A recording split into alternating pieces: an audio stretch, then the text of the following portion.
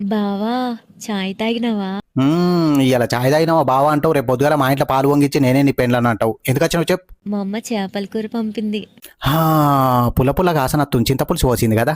Taste మస్తుంది బావా. ఎన్నిసార్లు చెప్పినా నీకు బావా అని పిలకద్దని. నువ్వు నా మేనత్త బిడ్డవైతే నిన్నే బావని అయిపోతానా? మరంతేగా. అయినా నేను చిన్నప్పటి నుంచి వేరే పిల్లని లవ్ చేస్తున్నా. ఎవరు బావా? ఇంకా యూళ్ళేనే, కానీ నా కలర రాకుమారి గుర్రం మీద వచ్చి నన్ను హైదరాబాద్ తీసుకుపోతుంది. రాకుమారుడు వస్తాడుగా గుర్రం మీద. నీకెందుకే, అది ట్రాక్టర్ మీద వచ్చినా సరే నేను కళ్ళు మూసుకొని దాన్ని కొంగు పట్టుకొని పోతా, కానీ నువ్వు మాత్రం నా మీద ఆశలు పెంచుకుని చేతి మీద పచ్చబొట్లు వేయించుకున్నాడు, కొండలెక్కి బండల మీద పేర్లు రాసుడు మాత్రం చేయక, నేను ముందే చెప్తున్నా. అసలు నీ ముఖం ఎప్పుడైనా అద్దంలో చూసుకున్నావా బావా? ఇలా పొద్దుగల 3 సార్లు చూసుకున్నా, చెంపకు రూపాయిందా నిమ్మకాయ కూడా పెట్టినా. ఎందుకే?